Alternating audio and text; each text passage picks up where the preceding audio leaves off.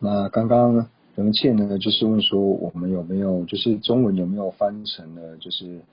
将菩提道次第略译翻成中文。那我跟仁切回报说就是有的。那仁切说这非常好，因为菩提道次第略译呢，就是宗喀巴大师所造的，就是广中略三种道次第里面的略论。那它呢不像广论这么多，但是呢它的内容很精简。不过呢，它把广论所有的科派呢都包含在里面，所以大家如果呢对道次第的修学有兴趣的话呢，那觉得菩提道次第广论太广的话呢，那其实可以多阅读菩提道次第略译。在扎什伦牧师呢，他们就是会有一个特定的一个，就是为历代班禅大师，还有说像是历代的尊者呢，就是为他们这些历代的这些大德呢，然后有一个就是纪念的日子。那还包括了说像是扎什伦牧师呢，它本身包括三个呢，就是看辩论的学院。那还有像是他们的密宗学院等等呢，那就是像三个密乘学院的，就是创世的这些祖师呢，就是把他们的原籍日呢，全部都是就是原籍的时间呢，就是全部一起做纪念。那在这一天的时候呢，就是会念诵一本课诵本。那这课诵本里面呢，就是包含了像是清净雪山颂，然后菩提道次第略译，还有像是缘起赞等等。那在念诵的时候呢，就是唱诵的这个这个音调呢，非常的好听。那人们就是说，他虽然是在就是甘丹寺学习，但是年轻的时候是在甘丹寺学习，那有时候呢也是会回到扎什穆斯来。那有时候刚好遇到就是这个纪念日的时候呢，在课诵的时候，他就会去，他本身是就是有特别啦，他不用去法会，但是他会特别呢到窗口呢去听，就是大众就是唱诵菩提道次第略译，以及还有像清净雪山颂，因为这些唱诵的时候音调呢非常的优美，然后每次听的时候呢，都会内心都会起一种就是都会触动自己的内心，然后就会很想流眼泪，就是听的时候呢，就会想要去转变自己的内心。这样说，它的音调非常的美，所以只要有回来的时候呢，都会去法会的时候，然后听一下就是大家唱诵。那这边呢，就是之前有人就是问人们切说呢，就是他觉得呢学习心类学的时候呢，觉得很辛苦，因为无论是色类学或是心类学呢，就是它的名相很多，然后性相也很多，然后它的分类也很多，所以都背不起来，所以学的非常学起来呢，觉得很辛苦，觉得会学不会。那人们切就说呢，那该怎么办？那人们切就回复到说呢，其实我们往往呢，在一开始在学习一个新的东西的时候呢，在第一年开始学习的时候，或是在学习第一课的时候呢，都会觉得非常的困难，然后呢，好像会觉得学不上去。但是等到你学到第二课或是第三课，再返回来看第一课的时候呢，就觉得第一课的内容呢，好像变得比较容易了，或者说像是我们现在在学习心类学。那等到明年呢，我们开始像是学习英明，或者说像是适量论第二品的时候，那这个时候呢，你再反过来看社类学还有心类学的时候呢，你就会觉得它的内容呢比较简单，乃至说之后我们在学习性观的时候，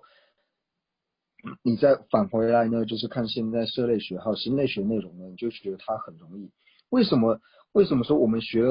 到了2年后学到性观的时候，再反过来看的时候呢，会觉得说心类学变得容易了呢？它的原因是什么？就是因为说我们在学习心类学的时候呢，虽然说我觉得它蛮困难的，但是我觉得它困难的同时，我还是很努力尽力的去学。那就是因为你在当下学习呢，有尽力学习的缘故，所以隔了2、3年之后呢，你再返回来看的时候，你就觉得它的内容呢会变得容易了。那其实这是我们大家所有人的就是状况都是这样，除了少数人呢，少数人他可能一开始学习的时候呢，他觉得说这个东西呢对他来说不是很困难，他应该是可以很快就学会。但是对于我们一般人来说的时候呢，我们会觉得说一开始的时候呢都觉得很难。但是一开始就觉得很难的时候呢，它会产生什么样的障碍呢？就是一开始，因为我们内心一直觉得难的时候，觉得都学不会的时候呢，它最大的障碍就会障碍我们学习，因为我们的学习的热忱呢，就会因为觉得困难之后，然后慢慢就消失了。但是呢，如果说我们不要因为说这种困难你就被打败，而是你坚持下去，就是你觉得你能够学多少你就尽力学多少，但是你这样坚持个2年之后，等到2年后你再学现观，你再反过来看心类学的时候呢，你自然而然就觉得说心类学的内容其实蛮容易的。那所以呢，我们会觉得困难呢，最主要是因为一开始我们在学习的时候呢，我们内心就已经下一个结论，觉得说这个东西是很难的。那你一开始就觉得很难的时候呢，你这样去学的时候，你就会有一种好像学不起来的那种压力在，因为你一直觉得它很难很难，所以很多时候呢，是因为我们内心呢，就是自己造成的这一种障碍，那这是一种状况。那第二种呢，就是呢，我们在学习的时候呢，其实可以透由这是人们切自己的经验，那人们切分享给我们。就像我们现在是在学习心类学，那我们现在心类学呢也学了大概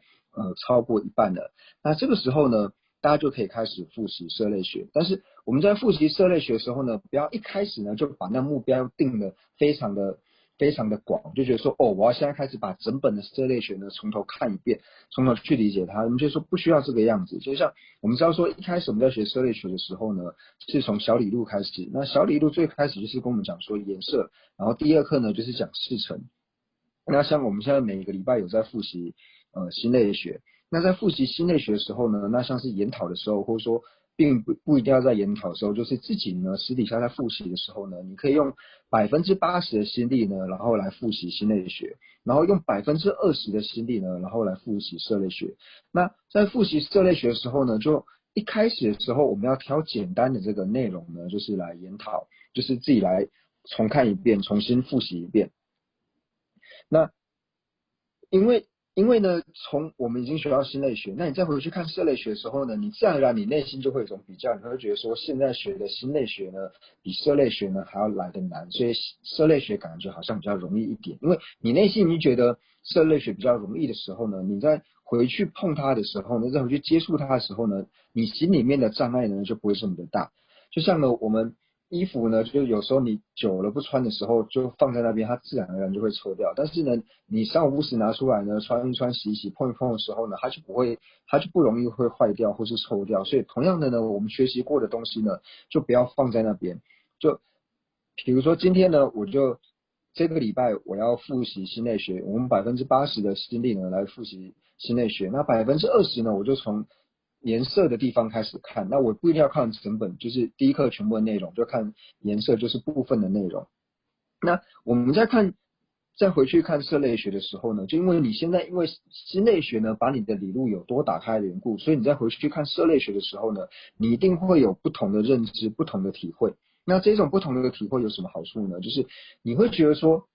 好像读起来比我第一次读的时候容易很多。这个时候你学习的心力呢，自然而然它就提起来了。那人们就说他开始这样做这一种复习的方式来做学习呢，大概是看到县官第2年还是第3年的时候才开始。那在这之前呢，好像就是对于学过的东西呢，也没有特别去复习，除非说像是考试还是干嘛的时候需要的时候，才偶尔拿出来看，并不会特别的去复习。那等到学到县官第2年还是第3年的时候呢，那在三大试，它有时候就是会有就是晚上不用辩论的时间，就可能有1个礼拜左右的时间呢是不需要辩论。那个时候呢，人们这时候他就会把就是以前学过的内容呢，比如说他现在在县官第2年的时候，他可能就去把适量论或是县官第1年的课程呢，然后拿出来，然后开始复习。那在复习的时候呢，不要一开始就挑那个你以前就觉得很难的东西，就是从简单的开始。你从以前你就觉得内容比较简单的呢，那你就把这个比较简单的内容呢，然后开始拿出来复习。那你再回去看的时候呢，你会觉得说，这跟你第一次在读它的时候呢，你会有完全不一样的理解，你会有更深层的理解。那一到产生这种状况的时候，你有新的体会的时候呢，你内心里面自然而然的就会觉得说，这个学习的内容好像也不像我想象中的这么难。那自然而然，你学习的热忱跟心力呢，又能够重新提起来。所以大家在学习的时候呢，就是心力呢千万不要低沉。如果呢你真的觉得学习很困难，心力低沉的时候呢，那这个时候呢你一定要跟我说，然后呢我们大家一起来想办法。因为无论如何呢，我们都要坚持学习，就是不要放下呢学习经论。所以你只要遇到困难的时候呢，你就提出来，然后我们就可以一起讨论，说可以跟人们说，荣幸我现在觉得学习很困难，那有一点学不下去的感觉，那该怎么办？那这时候呢，人们界就可以再为我们讲一点，然后看说如何呢，就是保持我们学习的热忱。那这个呢，就有点像说是我们每天在写日记一样。那一开始呢，我们没有练成这个写日记的这种习惯的时候呢，会觉得很辛苦，然后每天写呢，然后好像也写不出个什么新的花样。但是你只要强迫自己呢，每天去写的时候呢，那等到你坚持了1年的时候，那到第2年你再继续写，第3年的时候，你发现一年一年呢，你那个日记呢，以前写那个日记呢，就越来越珍贵。而且呢，你可以透过这些日记呢，知道说你过去的时候呢，发生了哪些事情。所以，当我们能够在现在呢，就是即使遇到困难呢，就是学习很困难呢，但是我们还是不要放弃，就是坚持的学习下去的时候，到明年你再反过来看的时候呢，你就会觉得说，今年学习这一些呢，它的重要性到哪里，然后越往后的时候呢，你就会发现说越来越重要。那所以呢，就是请大家在学习的时候呢，就是心力呢千万不要低沉。